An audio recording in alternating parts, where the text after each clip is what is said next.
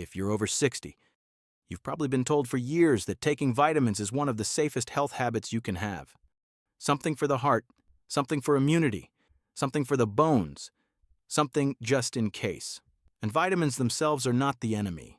Correcting a real deficiency can protect strength, balance, and independence later in life. What senior care doctors are increasingly concerned about is something else: the automatic, long-term use of high-dose supplements without a clear medical reason, without lab monitoring, and without considering how the aging body processes these substances. After 60, the body changes in ways that directly affect supplement safety.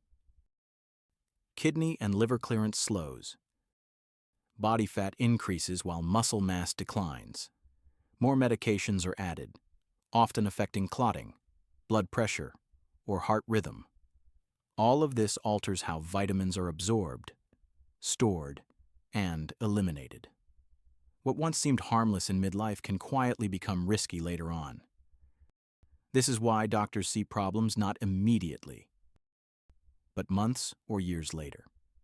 A supplement that caused no issues at 50 may slowly accumulate effects at 65 or 70.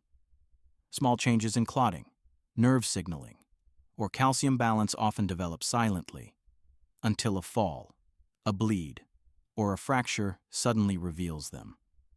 Aging does not mean fragility. It means narrower safety margins.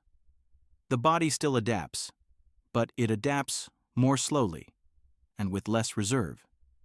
That is why strategies based on just-in-case supplementation become less appropriate with time, even when they once seemed sensible. Doctors are not saying stop all vitamins. They are saying one thing: do not assume a supplement is safe simply because it's sold over the counter. Here are 4 vitamin and supplement groups that doctors frequently warn older adults about because when taken in high doses or without clear indication, they can do more harm than good after 60. Risk number 4. High-dose vitamin E supplements. Vitamin E is widely seen as a protective antioxidant. Many seniors take it believing it supports heart health and slows aging. The problem is not vitamin E itself. The problem is high-dose supplementation. Large analyses of randomized studies have shown that high-dose vitamin E does not provide clear cardiovascular benefit and is associated with increased risks in older adults. One of the most consistent concerns is bleeding. Vitamin E affects clotting mechanisms. This becomes especially relevant because many seniors already take blood-thinning medications such as aspirin, anticoagulants, or antiplatelet drugs. When these effects combine, bleeding risk rises. Clinically, this shows up as easy bruising, nosebleeds, gastrointestinal bleeding, and in some cases more serious hemorrhagic events. Vitamin E from food is not the issue. Nuts, seeds, and vegetable oils provide balanced amounts that are part of healthy dietary patterns. The risk comes from isolated, high-dose capsules taken daily without a medical reason.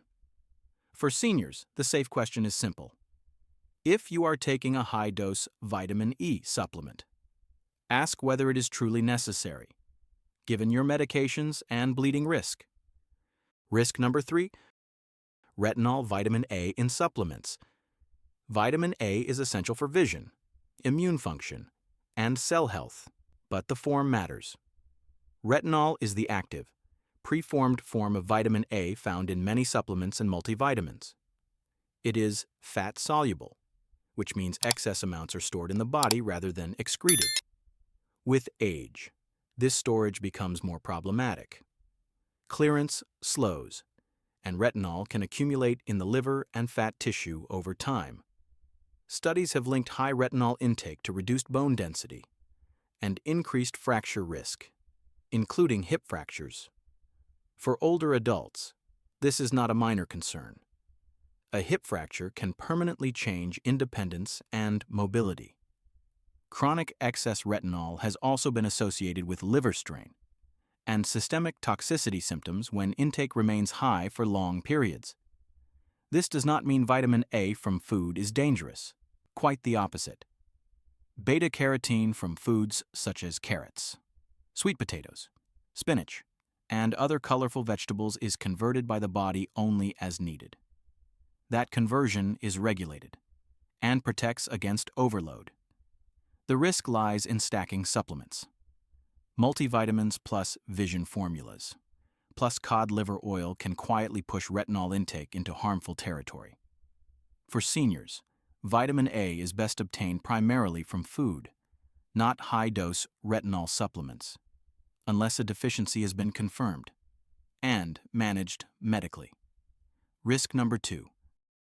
High-dose vitamin B6 in nerve and energy formulas. Vitamin B6 is water-soluble, which leads many people to believe it is always safe. That assumption is wrong. Vitamin B6, when taken in high doses over long periods, can cause nerve damage. This has been documented for decades in clinical practice. The symptoms are especially concerning for seniors: numbness, tingling, burning sensations in the feet, worsening balance, unsteady gait.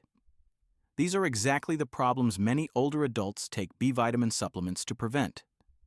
What makes this risk easy to miss is dosing. Many B-complex or nerve support products contain 25, 50 point, or even 100 milligrams of B6 per tablet. When combined with multivitamins and fortified foods, daily intake can remain high for years. In older adults, this can lead to progressive neuropathy that increases fall risk and reduces confidence in walking. Recovery after stopping high doses may be slow and incomplete if nerve damage has persisted. B6 from food is safe and necessary. Fish, whole grains, potatoes, and bananas provide appropriate amounts. The danger comes from chronic high-dose supplements taken without indication.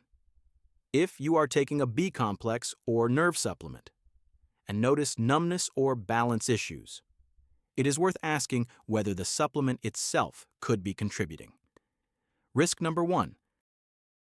High-dose calcium tablets taken automatically. Calcium is essential for bone health, but how it is consumed matters.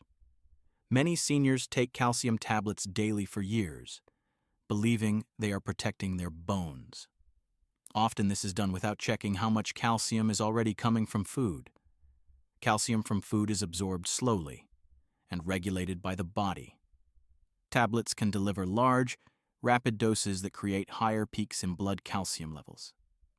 Some studies and post-hoc analyses have raised concerns about a possible association between high supplemental calcium intake and cardiovascular events in certain populations, particularly when supplements are added to an already calcium-rich diet. Not every study shows the same result, but clinicians increasingly agree on a cautious approach, especially in older adults with cardiovascular risk factors or reduced kidney function. The modern recommendation is not never use calcium supplements.